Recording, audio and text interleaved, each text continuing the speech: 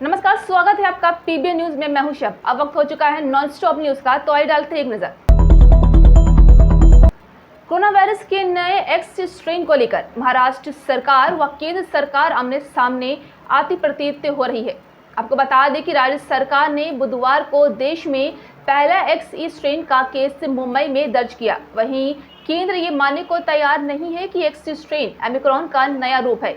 इसे वर्तमान में कोविड का सबसे तेजी से फैलने वाला स्ट्रेन माना गया है। वहीं बृहन मुंबई नगर निगम बीएमसी ने दावा किया है कि देश का पहला एक्स स्ट्रेन का केस मुंबई में मिला है। दक्षिण अफ्रीका से आई फैशन डिजाइनर पिछले माह पॉजिटिव पाई गई थी। बिहार में हुए एमएलसी चुनाव के लिए मतगणना जारी है। इस बार 24 सीटों के लिए 187 प्रत्याशियों ने अपनी किस्मत आजमाई है।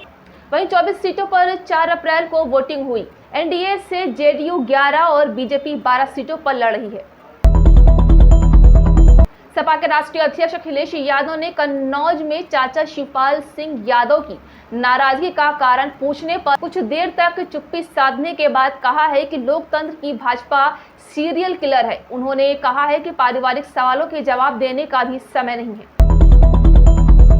लखनऊ के ठाकुरगंज के मुसाहिबगंज में नगर निगम के प्राथमिक स्कूल में खेल रहे मासूम भाई बहनों पर आवारा कुत्तों ने हमला बोल दिया। दोनों को गंभीर हालत में ट्रॉमा सेंटर में भर्ती कराया गया, जहां मोहम्मद रजा की मौत हो गई। उसकी बहन जन्नत फातिमा की हालत गंभीर बनी हुई है।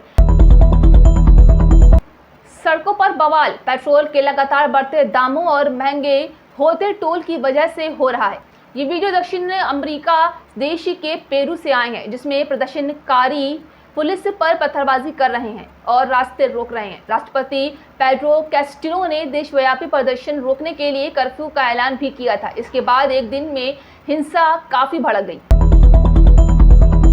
कहते हैं कि अगर पड़ोस में सब ठीक चल रहा हो तो अपने घर में भी शांति बनी रहती है। अगर पड़ोस देश में अशांति और अनिश्चितता का माहौल हो तो घर में भी चिंताएं बढ़ जाती हैं। तो क्या पाकिस्तान में जारी सियासी संकट और श्रीलंका में चल रहे भीषण आर्थिक संकट से भारत को चिंता होनी चाहिए? देखिए इस वीडियो में। फिलहाल भारत के 2 पड़ोसी मुल्कों में अस्थिरता का माहौल चल रहा है।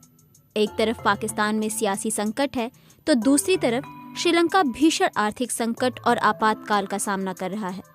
ऐसे में सवाल ये उठता है कि क्या पड़ोस के इन हालात से भारत को चिंता करनी चाहिए? विशेषज्ञ कहते हैं कि श्रीलंका और पाकिस्तान में जारी संकट का भारत पर असर पड़ना लाजमी है। आइए पहले बात करते हैं श्रीलंका की। ऐसा देखा गया है कि श्रीलंका में जब भी कोई संकट पैदा होता है या हिंसा होती है तो वहां की तमिल आबादी का तमिलनाडु में पलायन होता है।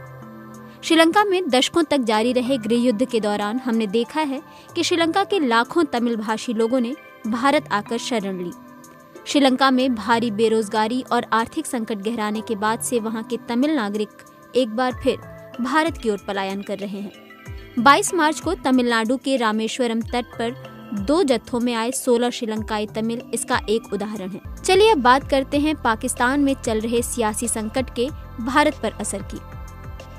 पाकिस्तान के प्रधानमंत्री इमरान खान प्रधानमंत्री नरेंद्र मोदी और उनकी सरकार के बड़े आलोचक रहे हैं, लेकिन ये भी सच है कि एलओसी पर तनाव 2021 के बाद अपने सबसे निचले स्तर पर है।